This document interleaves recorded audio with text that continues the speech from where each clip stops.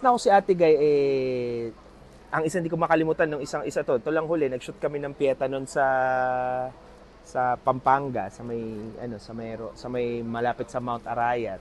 So, nandun kami, nakaupo siya doon, tapos nagulat ako, pinatawag ako, sabi ko, oh, yes, Ate Guy.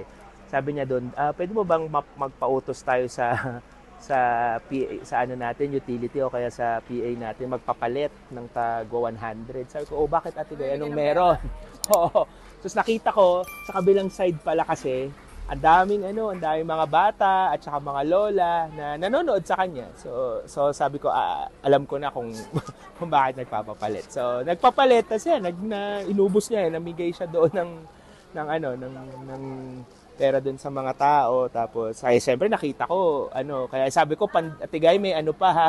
Nung mga time na yun, may remnants pa tayo ng COVID Tsaka siyempre sa condition niya. Pero para sa kanya, wala siya. So, as long as nakita niyang masaya yung mga tao. So, yun. Siguro habang nagse-setup kami noon, mga 1 oras yun, na nandun siya. Tapos, yun, masayang-masaya siya. Nakita mo sa kanya na parang pagka nagagawa niya yun, parang maluwag sa kalooban niya yung makita yung mga batang masasaya, tsaka yun, yung mga ibang lola, yung na mga fans nga na ngayon lang siya nakita kasi nagpunta siya doon sa location. So, yung mga ganung bagay ba. Tapos, minsan, sasabihin niya, Direk, paraffle tayo. Minsan, yung mga ganun, para sa mga crew. Kasi, yun ang maganda kay Ate Guy, pantay-pantay ang trato niya. So, kahit lalo na yung mga crew at saka mga staff. Papalaro siya. Minsan, pagka laltay, magpapalaro. Meron siyang paboritong game yung sa posporo. So, may gagawin siya dun sa posporo, papasolve niya. Pag napasolve niya, yan, may premyo yung mga crew, Can you take us back to your first collaboration? Paano niyo siya nakumbinse? Actually, yung una, supposed to be, alam naman ng lahat ng tao, dapat siya nung umuwi siya galing US, pinatawag niya kami para gawin yung, sabi niya gumawa na isang pelikula. Tapos kinuwento niya nga na pinaglihi siya sa Mater Dolorosa.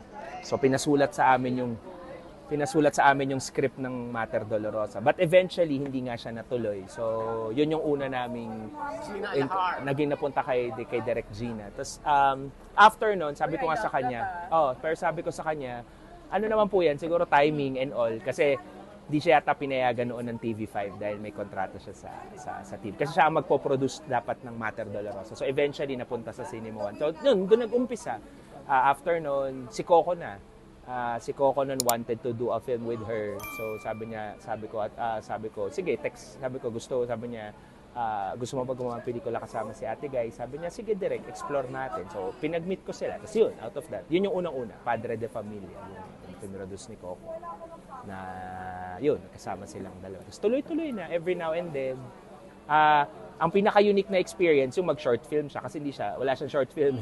Sabi niya, si Alden, kinabukasan. Sabi niya kasi, nagbibiroan kami nun. Sabi ko, nanonood ako ng isa ng short film sa phone. Sabi niya, ano yan, Direk? Sabi ko, sige, mga short film. Tapos sabi niya, alam mo, hindi pa ako nakakagawa ng short film sa karir niya. Sabi ko, ako rin po, wala pa akong short film. So sabi niya, sige, yun, napag-usapan lang namin. Tapos, ayun, ginawa niya yun ng walang bayad. Sabi lang niya, alika Direk, gusto ko gumawa ng short film. Basta maganda yung istorya. So, pinasulat namin kay Jerry Gracio.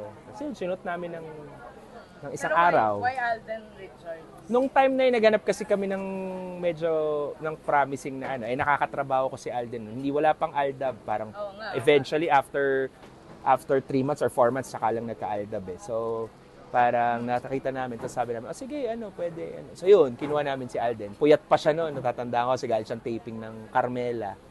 So nahiya siya kay Ate Guy kasi baka malate siya. So hindi naman siya na-late, pero sakto yung time. So yun yung dalawang first na